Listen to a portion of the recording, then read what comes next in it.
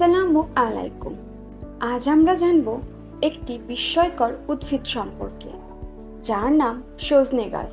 বৈজ্ঞানিক নাম বা সায়েন্টিফিক নেম মরিঙ্গা অলিফেরা।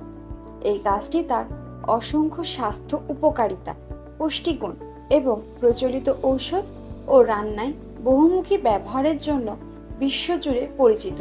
আজ আমরা জানব কিভাবে এই গাছটি আমাদের স্বাস্থ্যের জন্য উপকারী এবং কিভাবে এটি আমাদের দৈনন্দিন জীবনে ব্যবহৃত হতে পারে।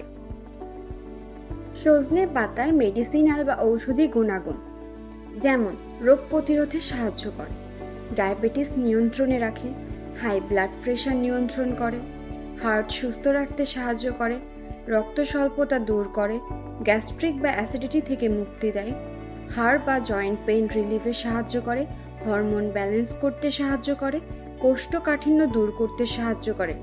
এতে ভিটামিন এ বিদ্যমান, তাই চোখ সুস্থ রাখে, কোলেস্টেরলের মাত্রা নিয়ন্ত্রণ করে, এটি অকাল বার্ধক্যজনিত সমস্যা দূর করে এবং ক্যান্সারের বিরুদ্ধে সহায়ক ভূমিকা পালন করে।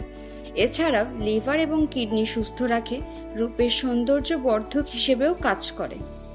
সজনে বা মরিঙ্গার বিভিন্ন অংশ খাদ্য হিসেবে গ্রহণ করা হয়, যেমন পাতা বা লিভস, ফুল বা ফ্লাওয়ার, শিকড় বা রুটস, অপরিপক্ক বীজের শুঁটি যাকে ড্রামস্টিক্স বলা হয় বা ইম্যাচিউর সিড পডস, পরিপক্ক বীজ বা ম্যাচিউর সিডস, বীজ থেকে তেল, অয়েল প্রেসড ফ্রম সিডস।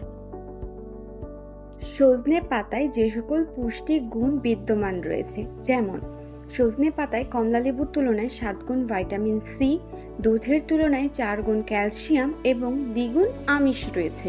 গাজরের তুলনায় 4 গুণ ভিটামিন এ, কলার তুলনায় 3 গুণ পটাশিয়াম বিদ্যমান, পালং শাকের চেয়ে 3 গুণ বেশি আয়রন থাকে।